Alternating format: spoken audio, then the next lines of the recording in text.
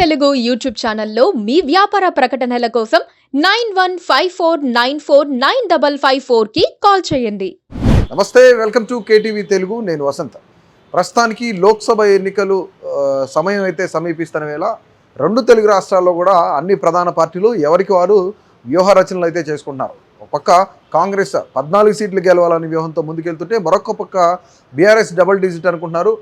ఇదిలా ఉంటే కేంద్రంలో అధికారంలో ఉన్న బీజేపీ మాత్రం ఖచ్చితంగా 12 సీట్లు గెలుస్తామని కూడా ధీమా వ్యక్తం చేస్తున్న పరిస్థితి అయితే రాష్ట్రంలో నెలకొంది.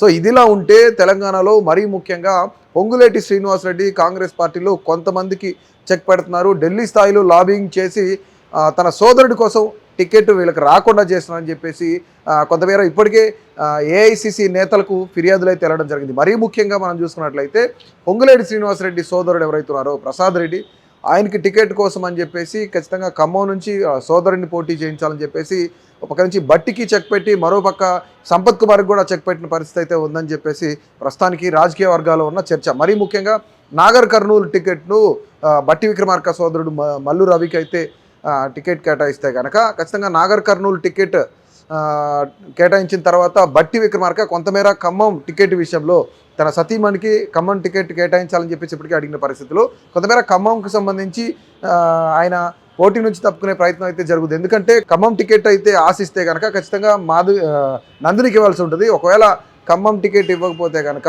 మల్లు రవికి టికెట్ కేటాయిస్తే కనుక సోదరుడే కనుక కాబట్టి ఖమ్మంలో కాంప్రమైజ్ అవుతాడు. నాగర్ కర్నూలు టికెట్ సోదరుడికి ఇచ్చారని చెప్పేసి. సో ఇదే విషయంలో నాగర్ కర్నూలు నుంచి పోటీ చేయడానికి ఎప్పటి నుంచో కొంతమేర ఎదురు చూస్తున్న సంపత్ కుమార్ ఎవరైతే ఉన్నారో ఆయా నియోజకవర్గంలో ఆ పార్లమెంట్ సెగ్మెంట్లో మాదిగల ఓట్లు మరీ ముఖ్యంగా ఎస్సీ ఓట్లు చాలా కీలకం కాబట్టి ఖచ్చితంగా సంపత్ కుమార్ ఎస్సీ వర్గానికి చెందినవాడు కాబట్టి నాగర్ కర్నూలు టికెట్ ఆశిస్తున్నారు. కానీ ఢిల్లీ స్థాయిలో పొంగులేటి శ్రీనివాసరెడ్డి లాబింగ్ చేసి తన తమ్ముడు కోసం తన సోదరుడి కోసం లైన్ క్లియర్ చేయడానికి బట్టి విక్రమార్క సోదరుడు మల్లు రవికి నాగర్ కర్నూలు టికెట్ ఇస్తే కనుక ఖమ్మంలో పోటీ ఉండదనే విషయంతోనే ఆయన ఢిల్లీ స్థాయిలో లాబింగ్ చేసి ఈ టికెట్ క్లియరెన్స్ కోసం పొంగులేటి శ్రీనివాసరెడ్డి ప్రయత్నం చేస్తున్నారు. ఢిల్లీ స్థాయిలో లాబింగ్ చేస్తున్నారు అంటూ కూడాను ఇప్పటికే సంపత్ కుమార్ ఏఐసిసి నేతలకు కొంతమేర ఫిర్యాదు చేయడం, కంప్లైంట్ చేయడం కూడా జరిగింది. దీనిపై అంటే ఎప్పటికప్పుడు రాష్ట్రంలోనే ఈ యొక్క వ్యవహారం అంతా కూడా ఇప్పుడున్న పొలిటికల్ సెనారియో అంతా కూడా చాలా స్మూత్గా నడుస్తుంది కాంగ్రెస్ పార్టీలో. కొంతమేర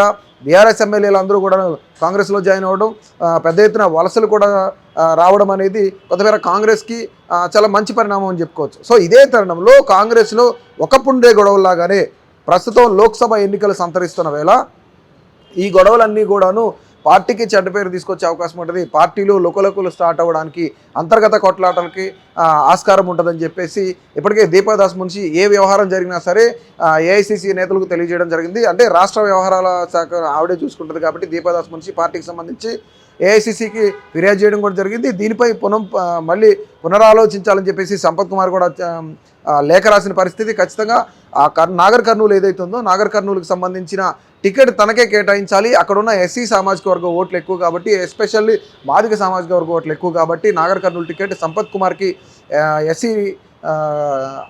ఎస్సీకి సంబంధించిన సంపత్ కుమార్ అక్కడ పోటీ చేయాలని కూడా భావించిన పరిస్థితి. ఇక ఇదే తరుణంలో సొంత తమ్ముడు కోసం అని చెప్పేసి ఇలాంటి లాబింగ్లకు పాల్పడుతున్నారు. ఇలా ఉంటే ఖచ్చితంగా పార్టీకి చెడ్డ పేరు వస్తుంది. రానున్న కాలంలో మరొక మహారాష్ట్ర అయ్యే పరిస్థితి, పొంగులేటి శ్రీనివాసరెడ్డి ఏకనాథ్ షిండే అయ్యే అవకాశం కూడా ఉందని చెప్పేసి కొంతమంది రాజకీయ నిపుణులు, రాజకీయ విశ్లేషకులు అనుకుంటున్న పరిస్థితి. సో చూద్దాం. ఇప్పుడు లోక్సభ ఎన్నికలు సంతరిస్తున్న వేళ ఈ లోక్సభ ఎన్నికలు వచ్చే టైంలోనే కాంగ్రెస్లో అంతర్గత కొట్లాట్లు ఎప్పుడు ఉండేవి. కానీ ఇది కొంతమేర టికెట్ కోసం లాబింగ్లు, లేదంటే ఒక దగ్గర క్లియర్ చేయడానికి మరొక దగ్గర వేరే వాళ్ళకి టికెట్ ఇప్పించడం అనేది పొంగులేటి శ్రీనివాసరెడ్డి ఇప్పిస్తున్నారు అనేది కూడా ఎంతవరకు నిజం ఉంది, ఎంతవరకు నిజం లేదని మనం ఒకసారి చూసుకున్నట్టయితే పొంగులేటి శ్రీనివాసరెడ్డి కూడా ఆయన రిప్లై ఇవ్వడం కూడా జరిగింది. నాకు సంబంధం లేని విషయం ఇది, ఖచ్చితంగా వీటికి సంబంధించి వాళ్ళ టికెట్ల కోసమో లేదంటే నా సోదరు టికెట్ కోసమో అని చెప్పేసి నేను చేయలేదు, లాబింగ్ చేసిన పరిస్థితి అయితే లేదని చెప్పేసి పొంగులేటి శ్రీనివాసరెడ్డి కూడా కొంతమేర కమెంట్ చేసిన పరిస్థితి అయితే రాష్ట్రంలో నెలకొంది. సో ఇదంతా పూర్తి యొక్క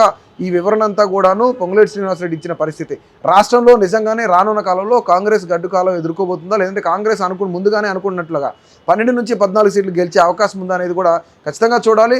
నిజంగానే ఈ లాబింగ్ పొంగులేటి శ్రీనివాసరెడ్డి చేస్తే కనుక మరొక మహారాష్ట్ర అయ్యే అవకాశం ఉందా, లేదంటే సంపత్ కుమార్కి పునరాలోచించి ఏఐసిసి పెద్దలు ఎవరైతున్నారో వాళ్ళంతా మళ్ళీ టికెట్ కేటాయించే అవకాశం ఉందా నాగర్ కర్నూలు టికెట్ సో అంటే ఎక్కువగా ఎస్సీ సామాజిక వర్గం ఉన్న ఓట్లు ఎక్కువగా ఉన్న ఆ యొక్క పార్లమెంట్ సెగ్మెంట్ కాబట్టి సంపత్ కుమార్కి టికెట్ కేటాయించే అవకాశం ఉంటుందా? తప్పకుండా ఈ విషయాల మీద కమెంట్ చేయండి. మరిన్ని ఇంట్రెస్టింగ్ అప్డేట్ కోసం కేటీవీ తెలుగును సబ్స్క్రైబ్ చేయండి, అలాగే ఫాలో చేయండి. Please do subscribe to. Please do subscribe to. Please do subscribe to Please do subscribe to Please do subscribe to. Please do subscribe to KTV Telugu. KTV Telugu. KTV Telugu. KTV Telugu. KTV Telugu. KTV Telugu. Please do subscribe to KTV Telugu.